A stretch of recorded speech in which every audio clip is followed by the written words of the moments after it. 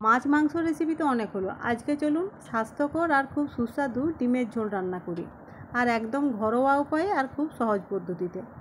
আর এই ডিমের ঝোল বানানোর জন্য আমি একটা পেঁপে, দুটো আলু, একটা টমেটো আর 4টে ডিম এখানে নিয়েছি। আর পেঁপে আর আলু আমি বনিয়ে রেখেছি। আর পেঁপে আলু সিদ্ধ হওয়ার জন্য আমি কড়াই দেখুন জল চাপিয়ে দিয়েছি, আর ওই জলে আমি আলু পেঁপে দিয়ে দিলাম, আর তার সঙ্গে 4টে ডিমও দিয়ে দিয়েছি সিদ্ধ হওয়ার জন্য। এরপর এগুলো সিদ্ধ হয়ে গেলে আমি সব নামিয়ে নেব। আর যেহেতু এই রান্নাতে পেঁপে দেওয়া আছে তার জন্য স্বাস্থ্যকর তো বটেই, আর পেঁপের যে নিজের স্বাদ আছে তার জন্য কিন্তু খুব সুস্বাদুও হয়। এরপর আমি ডিমগুলোকে ছাড়িয়ে নিচ্ছি।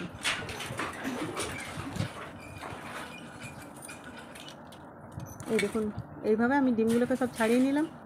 এরপর ডিমগুলো কিন্তু আমি কড়াইয়ে তেল দিয়ে ভেজে নেব। তার আগে ছুরি দিয়ে আমি চারিদিকে ডিমের গায়ে এইভাবে কেটে নিচ্ছি, যাতে করে ডিমের স্বাদটা এই ডিমের ঝোলের সঙ্গে ভালো করে মিশে যায়।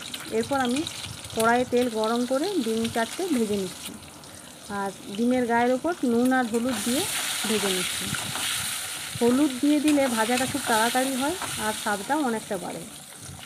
এই দেখুন ডিমগুলো আমার ভাজা হয়ে গেছে, এরপর আমি তুলে নিচ্ছি। আর ওই তেলেই পেঁয়াজগুলো দিয়ে দিলাম ভেজে নেওয়ার জন্য। আমি পেঁয়াজগুলো ততক্ষণ ভাজবো যতক্ষণ না পেঁয়াজগুলো আমার নরম হয়ে যায়। এই দেখুন পেঁয়াজগুলো প্রায় আমার নরম হয়ে এসছে। এরপর আমি একে একে সব মশলা দিয়ে দেবো। হলুদ দিলাম, স্বাদ মতো নুন দিলাম, প্রয়োজন মতো লঙ্কা গুঁড়ো দিলাম, জিরে গুঁড়ো দিলাম। এরপর আমি মশলাটাকে একটু ভেজে নিচ্ছি। এরপর মশলাটা ভাজা হয়ে গেলে আমি স্বাদটা একটু নতুনত্ব আনার জন্য বা আলাদা রকম আনার জন্য আমি একটু টক দই এখানে দিয়ে দিচ্ছি। সাধারণত ডিমের তরকারিতে টক দই ব্যবহার হয় না, কিন্তু আমি এটাতে দিলাম স্বাদটা একটু আলাদা রকম করার জন্য। এইভাবে একবার দিয়ে দেখবেন, খেতে কিন্তু খুব ভালো লাগে। এরপর এই মশলার সঙ্গেই আমি পেঁপে আর আলু দিয়ে ভালো করে কষিয়ে নেব। আমি কিন্তু আলু আর পেঁপে তেল দিয়ে কিন্তু আগে থেকে আমি ভেজে রাখিনি। এই দেখুন এইভাবে আমি পেঁপে আলু কষিয়ে নিচ্ছি, আর টক দই ধোয়া বাটির জল সামান্য আমি একটু এখানে দিয়ে দিলাম। এরপর আমি 1 চামচ আদা রসুন বাটা দিয়ে দেবো, দিয়ে আবারও ভালো করে নাড়াচাড়া করে আমি কষিয়ে নেব যতক্ষণ না আমার আদা রসুনের কাঁচা গন্ধটা চলে যায়। এইভাবে নাড়তে নাড়তে এক সময় আমার এই জলটা মরে যাবে, কাঁচা রসুনের গন্ধটাও চলে যাবে, আর তখনই আমার কিন্তু মশলাটা কষানো রেডি হয়ে যাবে। এই দেখুন এইভাবে আমি কষিয়ে নিচ্ছি।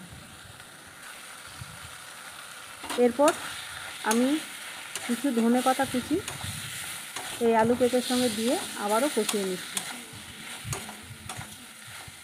আর দেখুন জলটা মরে গেছে, আদা রসুনের গন্ধও কিন্তু আমার চলে গেছে। এই দেখুন জল কিন্তু একদম মরে গেছে, আর খুব সুন্দর একটা গন্ধও বেরোচ্ছে। এরপর আমি প্রয়োজন মতো জল এখানে দিয়ে দিলাম।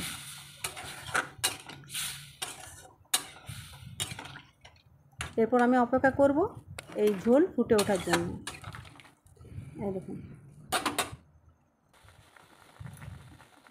এরপর আমি দুটো কাঁচা লঙ্কাও চিড়ে দিয়ে দিলাম স্বাদের জন্য। এটা সম্পূর্ণ আপনাদের পছন্দ মতো, আপনারা যদি ঝাল পছন্দ করেন দেবেন, না হলে না দিলেও হয়।